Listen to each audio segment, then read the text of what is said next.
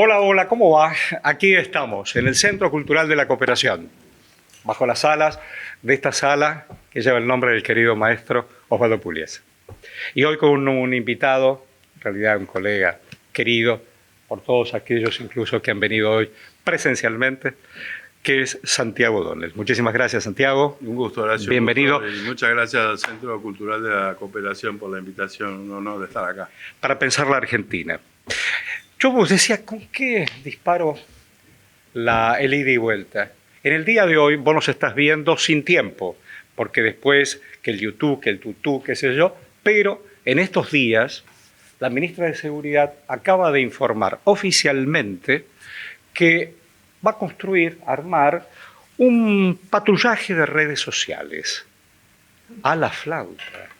Ni la KGB en la época de la Segunda Guerra Mundial en un topo se lo hubiera imaginado. ¿Te sorprende? ¿Te preocupa? ¿Cómo hay que leerlo? Mira, me parece que hay algo que hay que hacer al respecto. Hay cosas también a mí del proyecto de ley que me preocupan mucho, todo lo que tiene que ver con el monitoreo de la protesta social, que ellos llaman disturbios, ¿no? Habría que ver qué llaman una planificación de un disturbio. Pero sin embargo, yo enseguida me acordé de la última vez que fue al Congreso Mark Zuckerberg de Facebook, ¿no? Y él lo que decía era, en su momento decía que las redes sociales como que no eran medios de comunicación, que eran simplemente, por decirte, canales neutros que la gente usaba para comunicarse entre sí y que por lo tanto no tenían la responsabilidad de tener que controlar lo que sucedía en su medio, ¿no? Y me parece que, bueno, estas audiencias terminaron con Zuckerberg admitiendo que sí es un medio de comunicación, que tiene ideología, que baja línea y sobre todo que tiene responsabilidades. Y acá hubo 3 ejemplos muy claros, ¿no?, de por qué hay que intervenir en las redes. El primero tenía que ver, bueno, con todo lo que, no sé si te acordás, se acuerdan ustedes o conocieron el famoso caso de Cambridge Analytica, donde se robaron un montón de información del Partido Republicano a través de una especie de profesor trucho que pedía información teóricamente para hacer un trabajo académico y que terminó compartiendo esa información con un partido político que básicamente lo que hacía era que se podía meter a alguien como en tu Facebook diciendo que era tu amigo y recomendándote una serie de cosas sin que este supuesto amigo supiera que estaban usando tu nombre para llegar a otras personas. Y bueno, por supuesto, por ejemplo, digamos, vos eras una persona que está a favor del uso de armas, pero está en contra, a favor de la legalización del aborto, ¿no? Y por ahí el candidato republicano está en contra de la legalización del aborto, pero sí está a favor de la tenencia de armas. Entonces solamente te mandan avisos de armas, ¿viste? Como diciendo, este candidato piensa como vos. Bueno, ese es un ejemplo, digamos, de que se metían en tu vida de una manera que las redes lo permitían y tenían responsabilidad. Otro caso muy claro fue el famoso ataque terrorista en Christchurch, donde un terrorista, no sé si se acuerdan, en Nueva Zelanda, que se puso una cámara GoPro acá y salió a matar gente de una manera que parecía que era un videojuego, por la manera en que se enfocaba la cámara, y él lo iba transmitiendo en vivo en las distintas redes sociales. Entonces ahí claramente era importante que ese vivo se corte. Creo que, no sé, Facebook tardó 1 minuto y medio, Twitter 20 segundos, Twitch 3 minutos, varios, pero claramente uno tiene una responsabilidad como dueño de estas redes sociales de que nadie esté transmitiendo atentados terroristas en vivo por las redes, ¿no? Y el tercer ejemplo tenía que ver con un país muy lejano, que no sé si ustedes alguna vez escucharon hablar de Birmania y de todo lo que pasó con la minoría rohingya, que era una minoría musulmana de personas nómades que estaban muy enfrentados a los monjes tibetanos, que eran como los mayoritarios ahí, y estos monjes empezaron a transmitir a través de las redes sociales una serie de mentiras acerca de los rohingyas y también unas incitaciones a actos violentos en contra de esta minoría, con lo cual se produjo una especie de genocidio en el cual también tuvo mucha responsabilidad las redes sociales.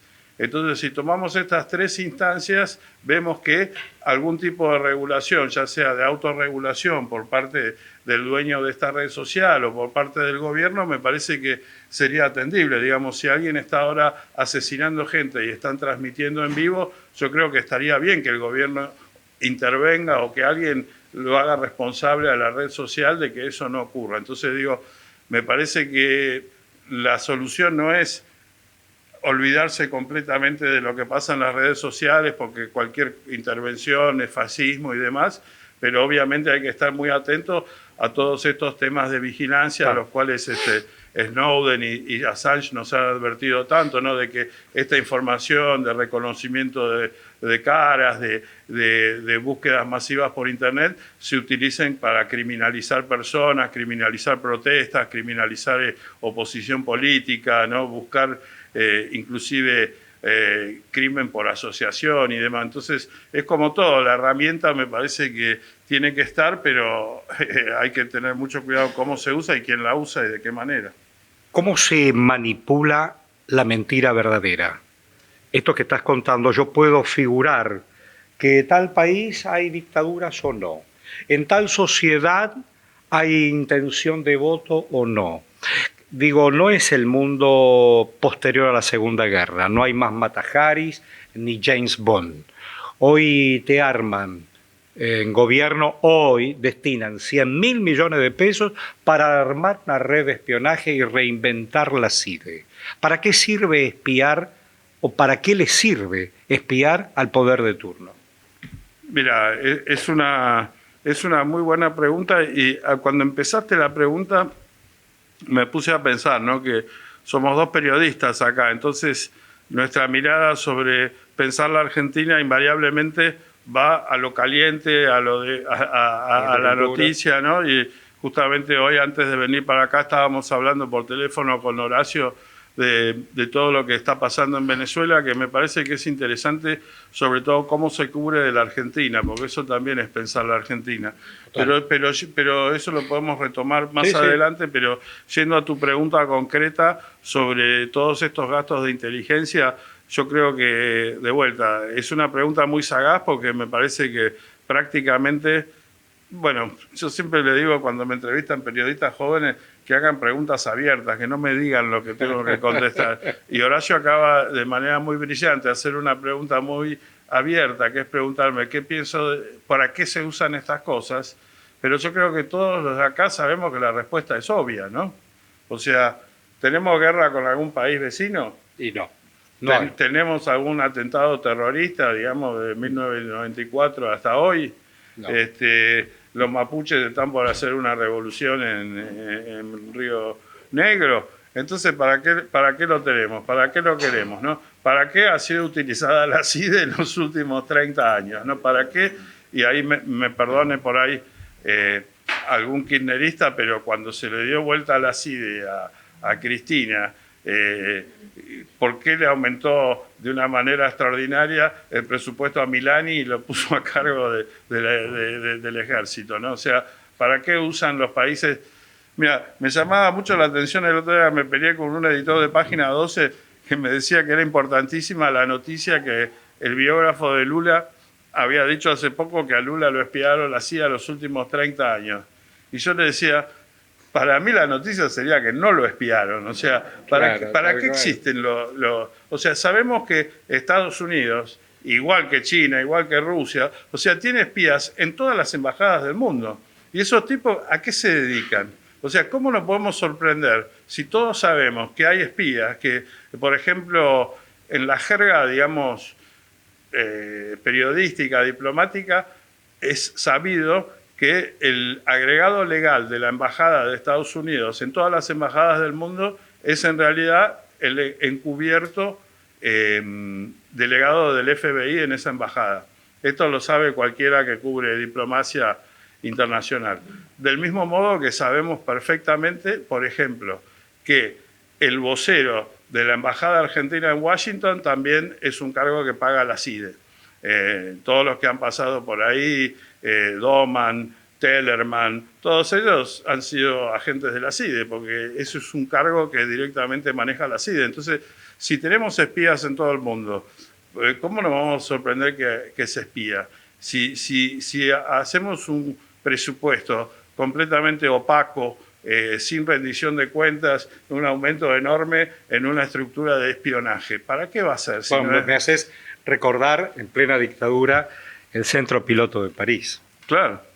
Se venía el Mundial de Fútbol y había que ubicar la contraofensiva y después la reunión de Macera, bla, bla, digo, pero el centro piloto era decir, en Argentina somos todos derechos y humanos, vengan a ver el Mundial, y ahí hay mucha gente muy conocida. Bueno, ahí se creó una campaña internacional de derechos humanos que casi te diría, hasta irónicamente se plegaron las organizaciones guerrilleras, digamos, hasta la guerrilla, que aún en esa época, como bien decís vos, estaba pensando en una contraofensiva y no había depuesto las armas, estaba al mismo tiempo apoyando fuertemente todo lo que era el incipiente movimiento de derechos humanos y de denuncia de los derechos humanos en el exterior. Claro. Y me parece que el centro piloto, sobre todo, además de dirimir internas, ¿no? Recordemos, hubo un par de desaparecidos de apellidos ilustres que tenían más que ver con la interna de la Marina que con otra cosa, que desaparecieron. Total. Melo, ¿no? Bueno, ya me van a salir los nombres. Pero también era sobre todo... Holmberg, exacto. Que apareció ahogada en Luján. Sí, la cuñada de Magdalena. Y el embajador Solá en Venezuela. Totalmente. Digo que además de esas, de dirimir rencillas internas en una dictadura que ya empezaba a mostrar sus grietas, el Centro Piloto de París se creó justamente para contrarrestar la campaña de derechos humanos. Ustedes me preguntaron hace un ratito sobre información y qué sé yo.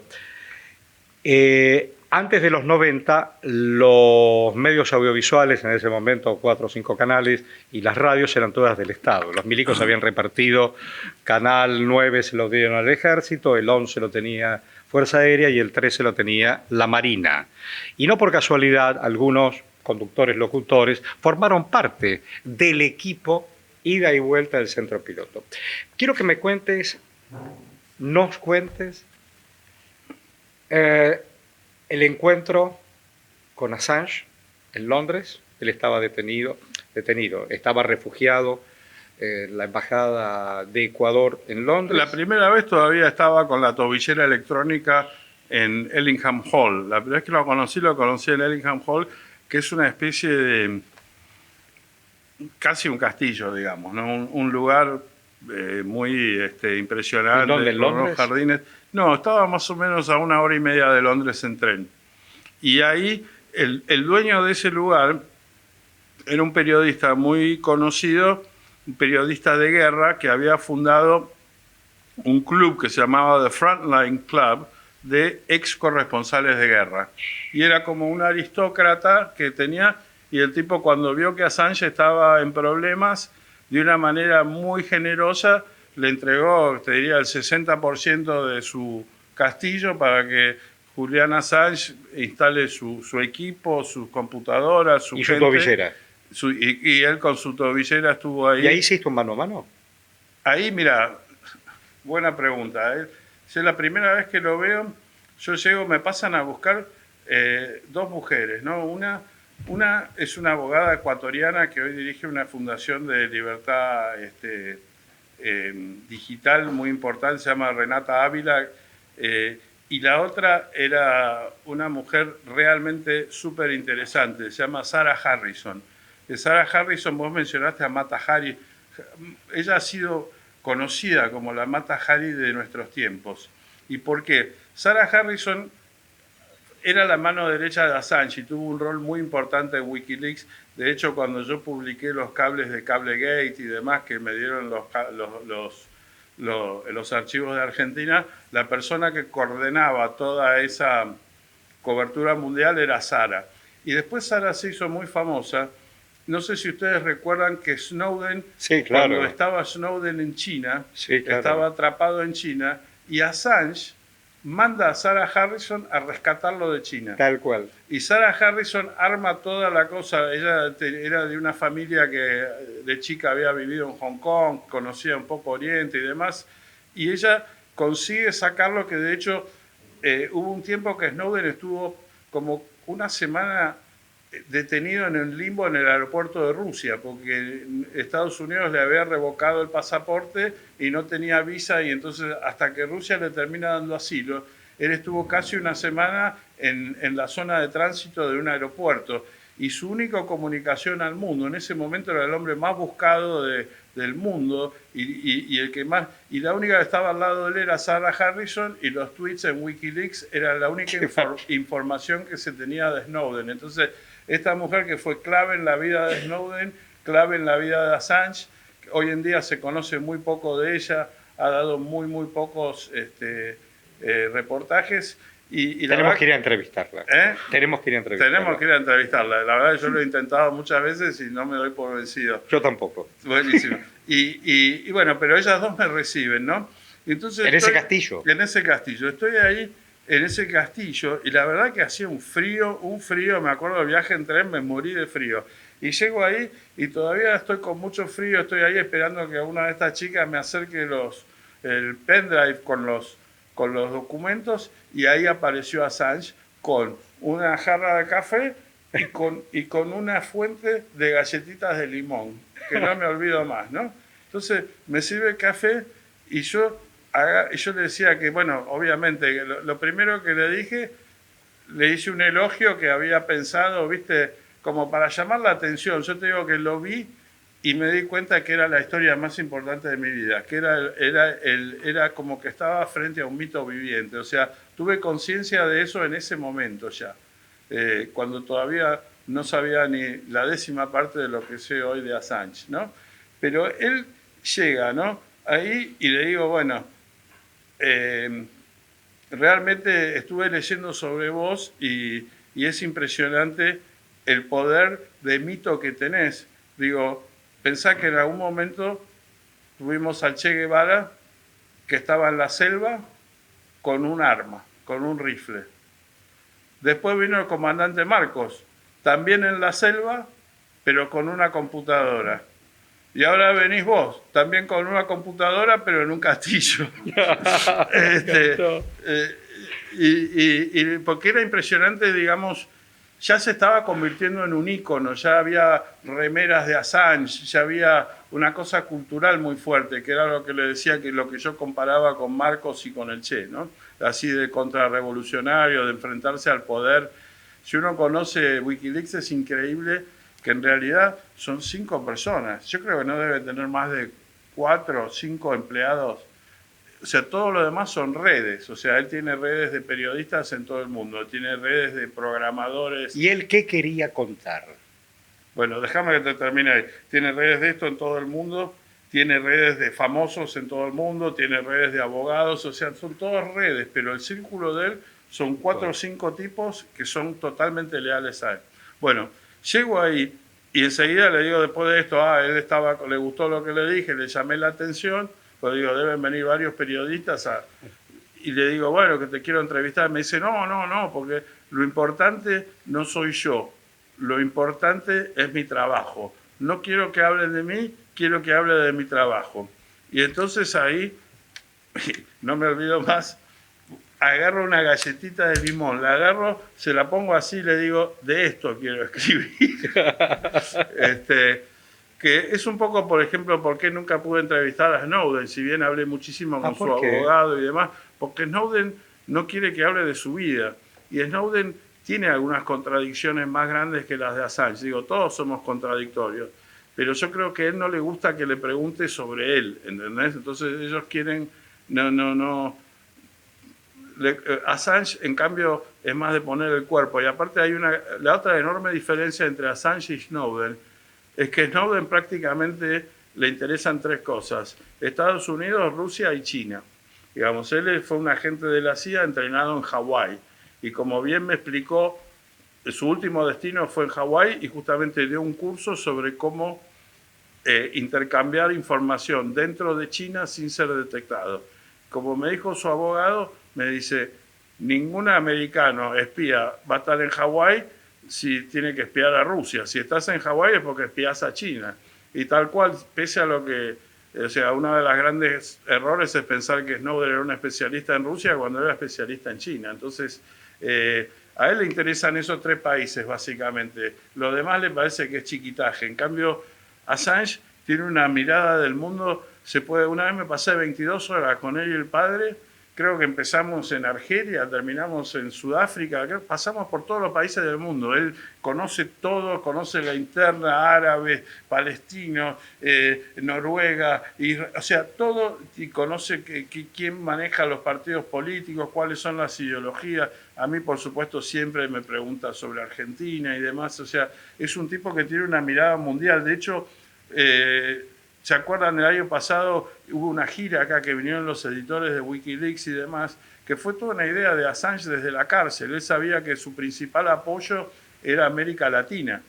Y de hecho, cuando él se tiene que asilar, él tenía una opción entre la embajada de Túnez. Los únicos que le ofrecieron asilo fueron Túnez y Ecuador. Y en Túnez lo quiere muchísimo Assange porque él publicó los cables del dictador Ben Ali. Había unos cables en la embajada del Cairo que mostraban lo corrupto que era este dictador. Y gracias a esa revelación cayó Ben Ali, cayó la dictadura y llegó la democracia a Túnez. Entonces los gobiernos de Túnez lo querían mucho. Y él agarra y dice que él termina optando por Ecuador porque era la época post-neoliberal, era la época de Lula, de Néstor, de Chávez, de Correa, entonces de Evo. Entonces decía, ahí hay todo un bloque de gente que me defiende, no es solamente Ecuador. Él como que se está vacilando en la UNASUR realmente. Y de hecho, cuando uno escucha su primer discurso, cuando sale al balcón en la embajada, le agradece a Cristina, le agradece a Lula, le agradece a Fidel Castro, le agradece a todos los gobiernos que lo apoyaron. Entonces, él digamos, elige de esa manera, tiene una mirada mucho más universalista, digamos, que Snowden. Claro. Y en cuanto, bueno, me preguntabas cuál es el mensaje de él. No, te puedo preguntar otras cosas. Decime, vos, la palabra tráfico, volvés y te reinventás. ¿Cómo se llama ahora tu nuevo espacio? Filtraleaks. Filtraleaks. ¿Qué es lo que se trafica y qué es lo que se filtra? Mira, no es tanto la palabra tráfico, es la idea de robar información. Eso me interesa más. Yo tengo una batalla cultural muy fuerte. Eso quiero conocer. Me parece que es muy importante que entendamos que la información no se puede robar. Que toda esta idea de que la información se roba es una manera de mantenernos en la ignorancia. La información, como todos sabemos, la circulación de la información libre es fundamental para las democracias del mundo. Si la información no circula, las democracias mueren. Entonces, vivimos en lo que podemos llamar la era de la transparencia, en la que casi todo se sabe. Creo que alguna persona con lo suficiente poder tecnológico puede saber dónde desayunamos, cuánto compramos, qué hacemos si le pegamos a nuestros hijos, si somos buenos alumnos, si hacemos trampa para estacionar. No sé, todos pueden saber de nosotros. Pero ¿qué es lo que pasa? Muy poca gente tiene acceso a esa cuasi totalidad informativa. Es muy poquito el grupo de gente muy poderosa que tiene toda la información de todos nosotros. Y todos nosotros tenemos muy poca información sobre esa gente que maneja nuestra información. Entonces, esto un poco lo que... Entonces, primero yendo al concepto de que la información no se roba. Siempre uso un ejemplo que me dio el propio Julian Assange, del cual nos pasábamos muchas horas hablando de ética y de moral y demás, ¿no? Y él me decía eso siempre. No, me dice, yo voy caminando por la calle con Horacio, ¿no? A ver, tiene reloj, a ver, déjame mirar. Vos no me lo muestres. Yo vengo acá y miro, y son las 8 menos 20, ¿no? Yo no le pedí permiso a él para mirarle el reloj. Y el reloj es de él, ¿no? Entonces, ¿yo le estoy robando la información? ¿Le estoy robando la hora? No. No. ¿Y por qué no le estoy robando la hora? No le estoy robando la hora porque la hora no es de Horacio. Es buenísimo. La información se sabe o no se sabe. Tal cual. Entonces, en este momento somos 30 los que sabíamos que son las 8 menos 20. Son 7:20. A 7 y 20. Hace 10 minutos había muchos de nosotros que no sabíamos qué hora es. Entonces, accedemos a la información. Ahora somos varios los que accedimos a una información. Acceder a una información no es lo mismo que robarla, porque robarla es como robar un auto o robar una billetera. Si yo robo algo hay una sustracción, él deja de tener la hora. O sea, yo al enterarme que son las 7 y 20, no es que Horacio dejó de saber que son las 7 y 20, yo no le robé la hora. Entonces, por ejemplo, supongamos que Horacio tiene la cuenta bancaria 7425, ¿no? Hasta ahora, los únicos que sabían ese número, 7425, eran Horacio, su oficial de banco, por ahí su señora, y no sé, y el tipo que le hace los trámites todos los días en el banco, no sé. Ahora somos 50 los que sabemos. Que le robamos ese número 4250. O sea, ese número no es de Horacio, ni siquiera es del banco. Es un número. Entonces, ¿accedemos o no accedemos a ese número? ¿Conocemos el número o no lo conocemos? De ninguna manera robamos nada. Entonces, cuando hablamos de la información, claro, vos decís, bueno, si yo me entero del número de cuenta de Horacio para vaciarle la cuenta, o para extorsionarlo, o para amenazarlo, entonces estoy cometiendo el crimen de extorsión, estoy cometiendo el crimen de vaciamiento de cuenta, estoy cometiendo el crimen de amenaza. Pero si el hecho en sí de saber el número no es el crimen. Ahora vos me decís, puede ser un crimen porque hay leyes informáticas, ¿no?, que me dicen, yo no tengo derecho a acceder a esa información si yo entro en tal sitio de internet y encuentro la clave y me meto ahí, estoy cometiendo un delito, ¿correcto? También hay leyes, por ejemplo, de seguridad nacional, que dice cierta información nacional está prohibido acceder si no tenés las autorizaciones debidas, y si vos accedes a esa información y no estás autorizado, estás cometiendo un delito. Ahora, ¿qué es lo que pasa? Esas leyes son lo que podríamos decir obstáculos legales, ¿no? Entonces yo quiero acceder a una información y tengo dos tipos de obstáculos. Tengo obstáculos tecnológicos, por ejemplo, vos me pones un firewall o me pones un sistema encriptado para que no pueda ingresar, bueno, yo lo puedo resolver si tengo las armas tecnológicas para resolverlo, supero ese escollo tecnológico. Y después tengo escollos legales, ¿no? Como te digo, una ley de seguridad informática o una ley de reserva de información. Entonces, ¿cómo supero ese escollo? Bueno, hay algo muy importante que tenemos que saber, que es el derecho constitucional que tenemos de acceso a la información. Es un derecho que está consagrado en el llamado Declaración Interamericana de Derechos Humanos, conocida como el Pacto de San José de Costa Rica, que ustedes habrán escuchado nombrar, que fue incorporado a la Constitución en 1994. Ese tratado dice que nosotros tenemos derecho a acceder a información de interés público, ¿no? Entonces, supongamos que Horacio es un narcotraficante.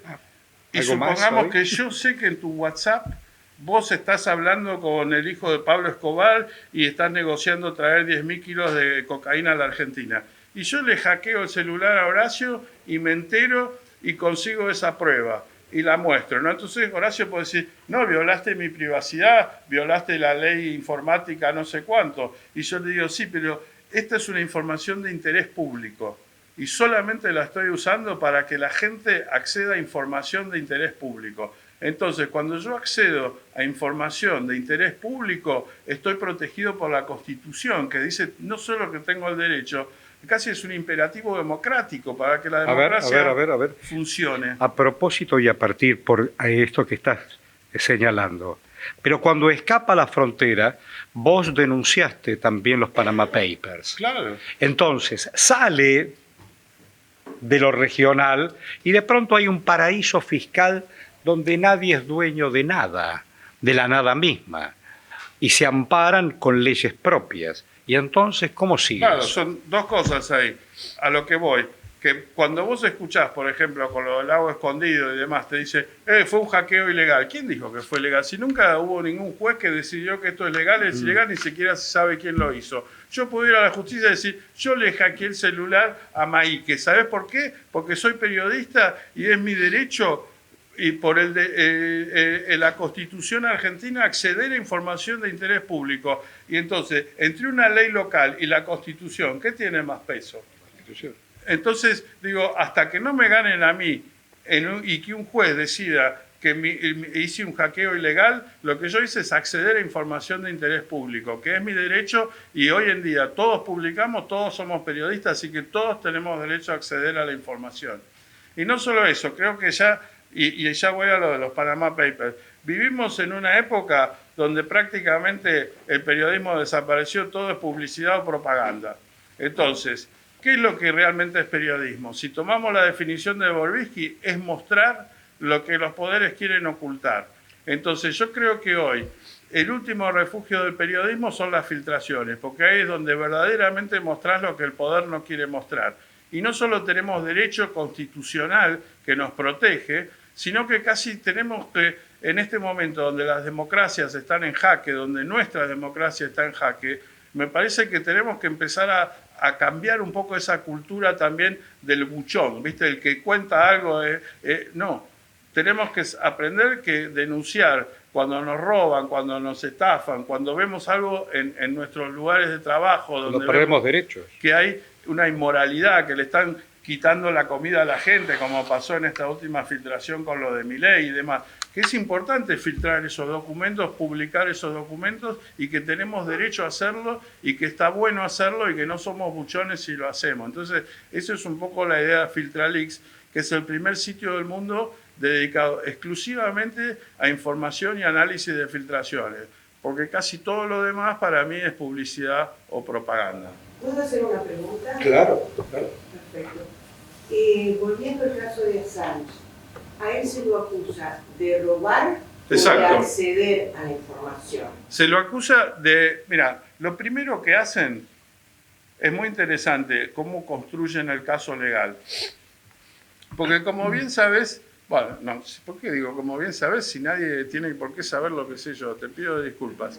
En Estados Unidos existe lo que se llama la primera enmienda de libertad de expresión. Yo creo que esa arma es casi tan fuerte en Estados Unidos, el derecho a la libertad de expresión, como acá lo es el derecho al acceso a la información. Entonces, en Estados Unidos se supone que los periodistas tienen derecho a contar cosas, aunque la información venga del chorro más grande. O sea, si vos ves toda la historia de Estados Unidos hasta Assange, el tipo que conseguía la información, tristemente, era condenado y encarcelado. Y en cambio el periodista que lo publicaba no. Trazaban esa raya, que para mí es injusta, y sobre todo que es mucho más injusta hoy en día, donde la línea entre fuente y periodista desapareció, porque todos podemos publicar y por lo tanto todos somos periodistas. Si tenemos una cuenta de Twitter, somos periodistas. Entonces esa línea para mí es falsa. Pero bueno, esa línea existe en Estados Unidos y existen las leyes. En la Argentina también hay leyes específicas para proteger periodistas, con las cuales yo no estoy de acuerdo, porque debería proteger a todos los ciudadanos en su libertad de expresión. O sea, yo me parece que se vulnera mucho más la libertad de expresión de una persona que está en Jujuy sosteniendo un cartel que la que le puede hacer un periodista prestigioso como Horacio. Pero bueno, entonces, yendo a tu pregunta concretamente, lo primero que hacen es definir como que Wikileaks no es un medio de comunicación, no es un medio periodístico. Lo definieron como un servicio de inteligencia hostil, un servicio de inteligencia extranjero hostil, que es un lenguaje, digamos, ¿no? Pero a partir de ahí dicen, bueno, Assange conspiró con Bradley Manning, que es el que lo proveyó las cosas, hizo una conspiración para revelar secretos de Estados Unidos y de esa manera como debilitarlo como una potencia, ¿no? Como un ataque de espionaje. O sea, básicamente lo acusaron bajo la ley de espionaje, o sea, que lo acusaron de actos de espionaje. Pero claro, ¿qué es lo que pasa? Espiar es un acto privado. O sea, yo accedo a una información y se la entrego a un privado por una contraprestación, que puede ser un Estado, puede ser una empresa que o me compra la información o me da otro beneficio a cambio de esa información que le llevo. Publicar, su palabra misma lo dice, es algo público. Entonces no puede ser publicar espionaje nunca, porque publicar es hacer público algo, que es lo contrario a espiar. Entonces ya de por sí ahí hay un problema, ¿no? Y lo otro es que cuando ves los fundamentos de por qué lo acusaban a Assange, empezás a leer cosas como, por ejemplo, usar canales encriptados para obtener información, aconsejarle a la fuente cómo hacer para poder trasladar su información sin ser detectado. Cosas que hacemos los periodistas de investigación todos los días. Entonces, cuando aparece el documento acusando a Assange, los periodistas le preguntaron al Departamento de Justicia de Estados Unidos, al vocero, dice, pero si esto es lo mismo que hacemos todos nosotros. ¿Y saben lo que le contestó el vocero? A ver. Le dice, sí, pero ustedes son periodistas, él no. Él es un servicio de inteligencia hostil. Qué buena. Entonces, ¿qué es lo que pasa? Eso es bueno. Como decimos, al principio parece un chiste, pero si mirás por abajo, no. Lo que te das cuenta es que si vos aceptás esa norma, estás aceptando que un gobierno, en este caso el de Estados Unidos, decida quién es periodista y quién no. Claro. Y eso es gravísimo, porque entonces el día de mañana La Izquierda Diario no es periodista, Clarín es periodista, Bon es periodista, O'Donnell no es periodista. Y eso, por un lado, obviamente corta a los que quedamos afuera del grupo de periodistas, con lo cual se elimina una gran cantidad de información, una gran cantidad de nuestro derecho a la información y una gran cantidad de nosotros los periodistas del derecho a la libertad de expresión. Pero después hay algo más grave, que para Horacio y para Clarín y para los que sí fueron considerados periodistas, también está el miedo que si llegan a decir algo que no le gusta al gobierno, van a pasar a la lista de los no periodistas. Entonces, lo de Assange, si llegaba a ir a juicio y era claro que lo iban a sentenciar, se creaba un antecedente tremendo con respecto a que los gobiernos pueden decidir quién es periodista y quién es no. Y ya sabemos los Bolsonaros y los Mileis de este mundo que todo lo que hace Estados Unidos van corriendo a hacer lo mismo. Entonces, por eso para mí fue un gran triunfo que haya sido liberado y que le hayan dado tiempo servido, más allá de la tremenda injusticia que cometieron con él y cómo le arruinaron la vida por el solo hecho de publicar verdades. Me parece que fue muy importante que él no vaya a juicio, que sea un hombre completamente libre, que no esté sujeto a ningún acuerdo de Estados Unidos de no poder hablar, como sí lo están varios de los whistleblowers o de los denunciantes que fueron apresados y que prácticamente tienen encima, no pueden prácticamente ni tocar una laptop y han sido completamente silenciados. ¿Hay alguna otra pregunta?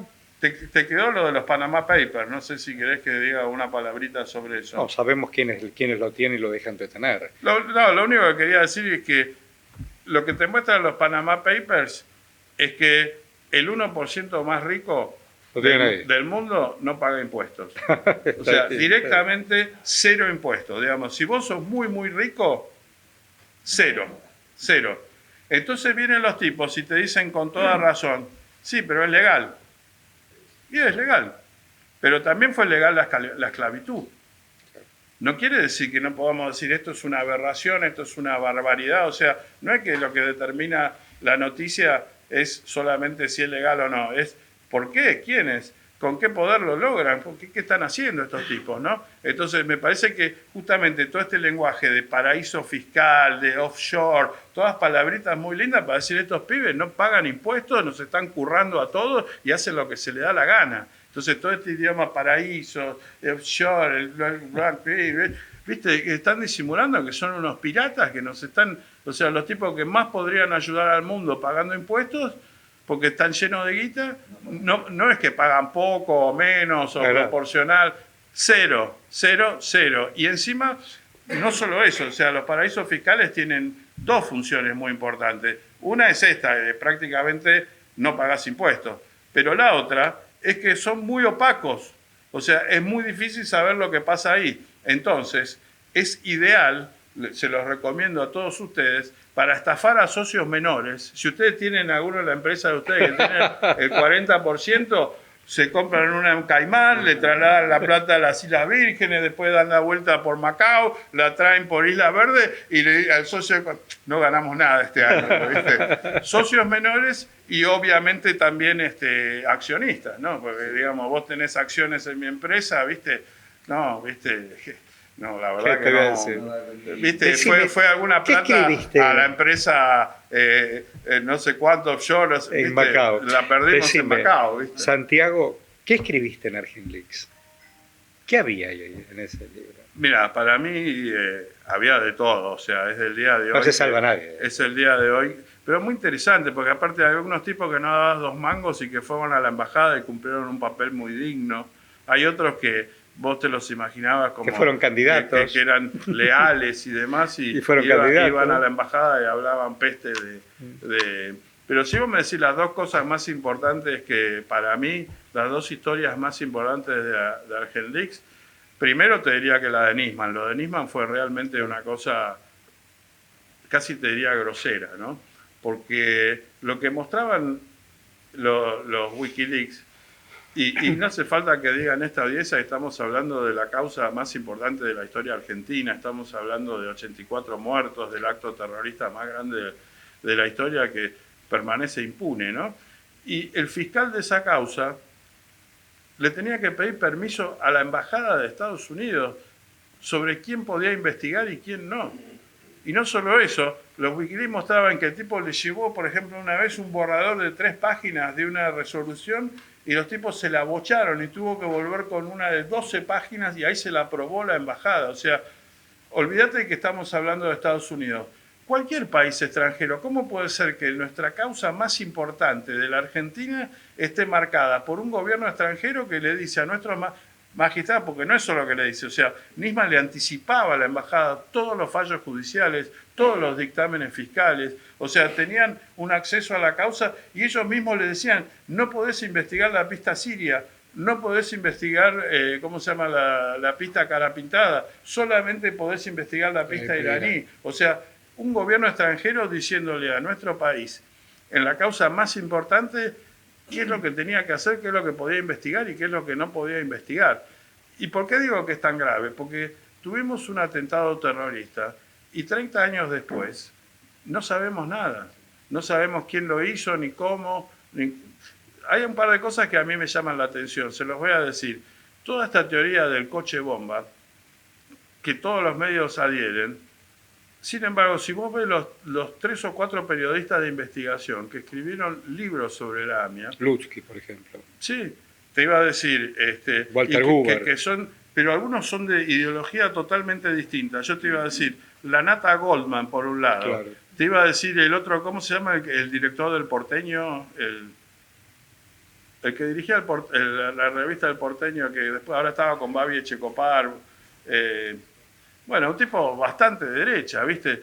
Tenías el Pájaro Salinas por el otro lado. El Pájaro Salinas. Tenías muchísima gente que investigó eso y ninguno dice que hay un coche bomba. O sea, las 4 o 5 investigaciones más importantes periodísticas que se hicieron sobre la AMIA concluyeron que no había coche bomba. Y lo mismo piensan, digamos, las 2 organizaciones de familiares. Y sin embargo, toda la prensa, la AMIA, la DAIA, todo, o sea, hay una política de Estado de que pasó eso. A lo que voy. No se sabe bien qué pasó. Hasta lo encontraron al coche bomba. No, increíble. El chofer, bueno, ya nos desviamos de tema, pero sí. Galeano lo sobornó a Tejeldín para que diga que fueron los bonaerenses. No, y lo que dice el señor es verdad que en algún momento, el famoso chofer del y el coche motor bomba, que voló por el aire. El famoso chofer del coche bomba, Nisman salió a decir que lo había encontrado, que lo había ido a entrevistar. Y la familia de este hombre que supuestamente había muerto en el atentado estaba en Estados Unidos. Entonces Nisman hizo la operativa que hace siempre, que dice, juntaba a sus periodistas preferidos y le decía, vamos a presentar 500 fojas, pero es todo reservado, no podemos, les doy acá un resumen que solo pueden dar eso. Entonces los tipos daban el resumen, nunca podían ver ni qué presentaba. Al final resultó que era todo Wikipedia, las 500 páginas reservadas que presentaba. Entonces ahí decía, sí, hablamos con el tipo del coche bomba y él confesó que habían puesto la bomba y las familiares reconocieron todo y qué sé yo. Por suerte, como se había hecho la entrevista en Estados Unidos y con la anuencia de la justicia de Estados Unidos, la audiencia esa de Nisman con la familia del supuesto chofer del coche bomba había sido filmada y grabada por la justicia americana. Y a los 10 días fue Jorge Urienberry, un gran periodista del diario La Nación, y publicó todo donde los tipos decían nada que ver, el tipo nunca estuvo en la Argentina, ni de cerca, ni qué sé yo. Pero claro, eso chiquito en la página 20 y todos los titulares, digamos, y ya quedó, entonces ya en los noticieros todos repetían lo que había salido a 6 títulos. Lo de Nisman fue increíble porque hasta que Stiuso se pelea con Cristina, la única política de Estado que había en la Argentina, que como todos sabemos, imposible que te pongas de acuerdo en nada, era encubrir lo de la AMIA. Entonces vos tenías La Nación con Capielo, Clarín con Santoro y Página 12 con Tuni Coleman escribían exactamente lo mismo. Era la única vez que Página 12 coincidía con La Nación y con Clarín, que había que apoyar a Nisman, que Nisman era bárbaro, qué sé yo. Después, inclusive ahí es donde me censuraron todo, ¿viste? ¿Por qué escribiste Argenleaks? Porque todo lo que yo encontré de Nisman no lo podía publicar en Página 12 porque en ese momento la línea oficial de Página 12 había que apoyar a muerte a Nisman. Después cuando se da vuelta a Stiuso, digamos, cuando Cristina firma el pacto con Irán, entonces ya ahí Nisman pasa a ser la porquería más grande, entonces citaba en mi libro los mismos artículos que habían censurado en el diario, pero digo, que se dio vuelta después con el tema Stiuso y el tema de Cristina, que hizo un giro geoestratégico, se alejó de Estados Unidos, pero hasta ese momento los 3 diarios cubrían de la misma manera el caso AMIA, y creo que los Wikileaks hicieron un aporte enorme en demostrar que la historia oficial era completamente falsa. Otra preguntita, ¿cuál es el interés o cuál fue el interés de Estados Unidos de encubrir el origen del atentado? Muy buena pregunta. O sea, claramente, mira, una cosa... Porque se supone o se supondría que va a estar aliado a Israel y que Israel tiene que tener algún interés en esclarecer qué pasó. O sea, para la gente común, la gente de a pie, es difícil entender, asimilar lo que estás diciendo. Pero está perfecto tu razonamiento, porque aparte de Israel también claramente es parte de este... Yo más que encubrimiento, bueno, el encubrimiento claramente existió en la Argentina, ¿no?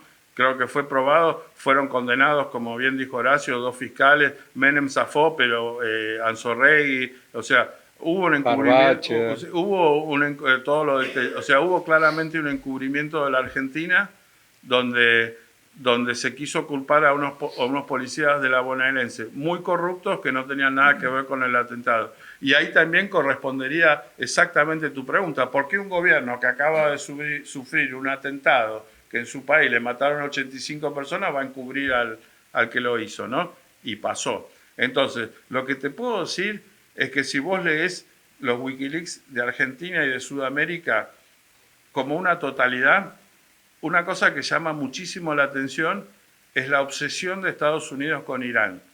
Si bien hubo un periodo en el cual Obama quiso arreglar con Irán y demás, y hubo una especie de pax, mientras duraron los Wikileaks, que van desde el 2002 al 2010, era una obsesión casi enfermiza, te diría. ¿Y por qué te lo digo? Porque hasta pedían informes sobre la gente de los estudiantes que iban de intercambio a Irán. O sea, todo lo que le interesaba era cualquier cosa que tuviera que ver con Hezbollah, con Irán, Hezbollah, Irán, Irán, Hezbollah. Lo único que les interesaba. Y era un momento que si vos lo mirás mundialmente, era un momento en el cual China sobrepasa a Estados Unidos como principal socio comercial de la región. Y hay 0 interés en China. Realmente casi no hay cables de China. Me llamó muchísimo la atención. Me pregunto si hoy día, si hubiera un nuevo Cablegate, si aparecería mucho más la preocupación por China y mucho menos la de Irán, o si seguiría estando. Pero Claramente había una obsesión de Estados Unidos con Irán, ni hablar de Israel. De Israel, obviamente siempre es delicado hablar de Israel y de Medio Oriente y no quiero herir ninguna susceptibilidad ni nada, pero a mí me llamó muchísimo la atención que hay como una especie de acuerdo entre Israel y el Estado Islámico. No, o sea, el Estado Islámico está prácticamente en la frontera de Israel, está en Siria.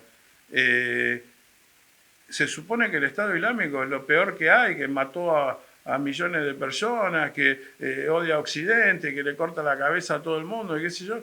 Y nunca escuchás que Israel se queja del Estado Islámico, ni que el Estado Islámico ataca a Israel. Vos fíjate, lo atacan, inclusive lo atacan chiitas desde el Líbano, lo atacan sunitas desde Hamas. Este cualquiera diría que es el grupo sunita más peligroso del mundo y sin embargo nunca lo escuchás en ninguna noticia con Israel. Israel siempre le apunta los cañones a Irán. No digo que no tenga razón o que no sepan algo que yo no sé, pero llama la atención. Por eso digo, yo relaciono todo esto, ¿viste? Que hay muchas cosas en Medio Oriente que lamentablemente no sabemos, pero me hiciste acordar a lo que estaba diciendo al principio, que me desvié un poco del tema, que decía que si esto pasó hace 30 años y todavía no sabemos quién fue, quiere decir que el que puso la bomba no vuelve a poner otra bomba porque no tiene ganas, porque no quiere. Estamos a la merced de terroristas, porque el Estado argentino ha demostrado que ni su sistema judicial ni su servicio de inteligencia están a la altura de un atentado donde los intereses internacionales son muy fuertes. Y esto para mí se repite claramente con el suicidio de Nisman. Toda esta idea de que Nisman, o sea, yo no sé cómo explicarles, pero Nisman es un fiscal de un país, viste, que no existe. O sea, Argentina, Nisman, o sea, que un fiscal denuncie a un presidente, yo creo que debe haber habido 10.000 millones de denuncias a todos los presidentes argentinos habidos y por haber, por boludeces más grandes que por la que Nisman la denunció a Cristina. Y sin embargo, ¿por qué la denuncia de Nisman da la vuelta al mundo y se convierte en titular en todo el mundo? No porque Nisman era importante o porque Argentina era importante o porque Cristina era importante, sino porque era muy importante para Netanyahu y para los republicanos de Estados Unidos de que la denuncia de Nisman de alguna manera prospere. ¿Y por qué es esto? Yo te llevo de vuelta a ese momento, ¿no? En ese momento Obama todavía estaba en el poder, pero había perdido la mayoría del Congreso. Las dos cámaras del Congreso lo invitan a Netanyahu a hablar. Era la primera vez en la historia de Estados Unidos que un presidente va a hablar sin la aprobación del presidente americano. Simplemente las dos cámaras del Congreso republicanos lo invitan. Y él iba a ir ahí para denunciar a Irán como Estado terrorista. Ahora, ¿qué es lo que pasa acá? Que esto es muy interesante, que mucha gente no sabe. Si vos ves todos los atentados terroristas de los últimos, de la AMIA hasta acá, fueron cometidos todos los grandes que ustedes puedan imaginarse, desde los camiones en Francia, el subte en Inglaterra, Atocha en España, el 9/11, todos los que ustedes quieran, fueron cometidos o por Al Qaeda o por el Estado Islámico. Todos. Y Al Qaeda y el Estado Islámico, que son sunitas, son enemigos declarados de Irán. Están totalmente en contra de Irán. Entonces, el único atentado que el mundo hasta ahora le ha podido atribuir a Irán, fuera de Irán, es el de la AMIA y de la embajada. Entonces, necesitaba, cuando él llegara al Congreso para decir que Irán era un Estado terrorista, había que romper el pacto de acá, porque ¿qué es lo que había dicho Cristina? Dice, bueno, como no podemos llegar a la verdad, vamos a dejar que un tercer tribunal lo decida, un tribunal de expertos internacional, así los podemos entrevistar, digamos, una política por ahí que a mí me parece fallida, pero de ningún modo podés acusar algo que votó todo el Congreso como traición a la patria, ni mucho menos, pero digamos, la idea era esa. Entonces, si vos estás diciendo que no se sabe bien si fue Irán o si no fue, que hay que recurrir a un tribunal de expertos, entonces no puedes acusarlo a Irán de terrorista, porque el único caso, entonces, para romper eso, es que Israel le enchufa a Nisman estos documentos totalmente pone Irán, truchos, y lo pone Irán. con 4 chismes de Lía charlando con no sé quién para decir, acá está la prueba de que, Adelía y Esteche. de que no sé qué, ¿viste? Entonces, toda esa movida, entonces vos fíjate, es el día de hoy que se lo recuerda mucho más a Nisman en Israel que acá en la Argentina.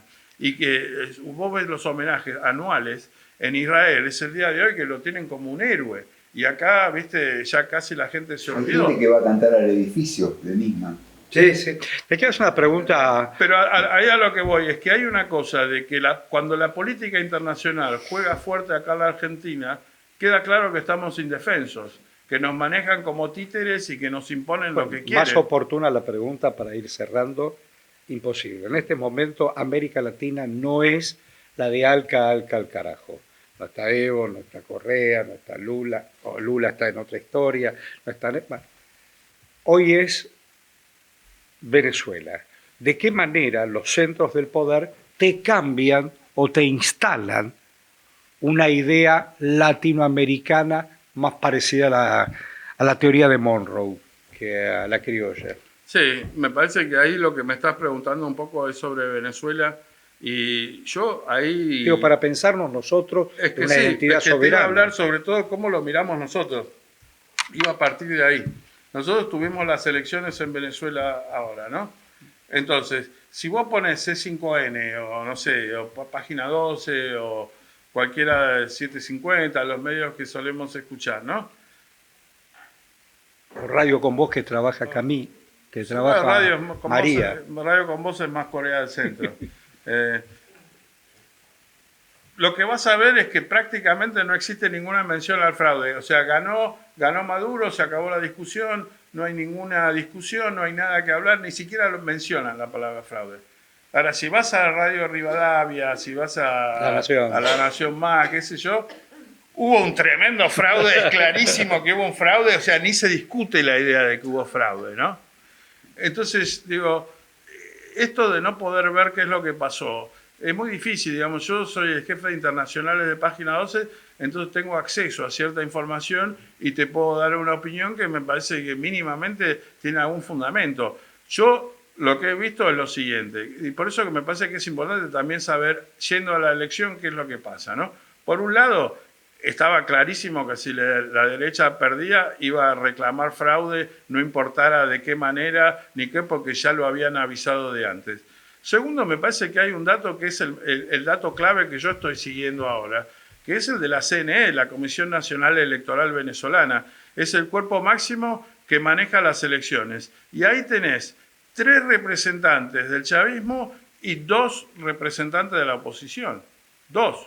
O sea, han pasado 2 días y no he visto ninguna objeción, ninguna denuncia por parte de los 2 opositores que forman parte de la CNE.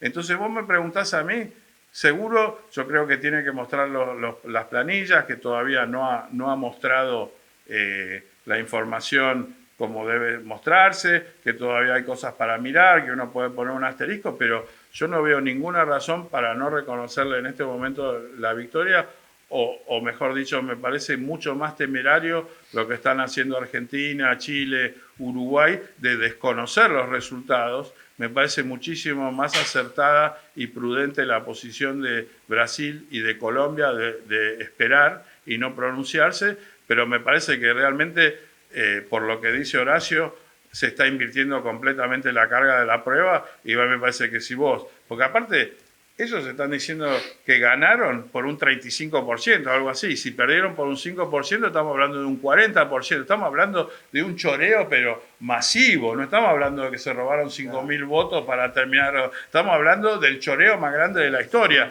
Entonces, me parece que si vos vas a denunciar el choreo más grande de la historia, tenés que tener alguna prueba. Aunque sea decir, mirá, acá está mi boca de urna que dicen esto, no sé, algo, presenta algo. Y hasta ahora lo único que han presentado es, no presentó las pruebas de... Bueno, yo creo que para denunciar de esta manera un robo de una elección, me parece, porque aparte sí también, miremos los antecedentes. Es verdad, ha habido un par de elecciones donde se ha cuestionado la integridad del sistema. Pero también, seamos justos, ha habido un par de elecciones que el chavismo ha perdido en un caso por menos del 1% y ha reconocido la derrota. Entonces, seamos ecuánimes, miremos las cosas con objetividad. Yo creo que hasta el momento, pendiente de que Maduro presente los papeles adecuadamente, no hay razones para denunciar fraude y mucho menos para no desconocer el resultado de la elección. Bueno, le decimos gracias con un aplauso. Gracias.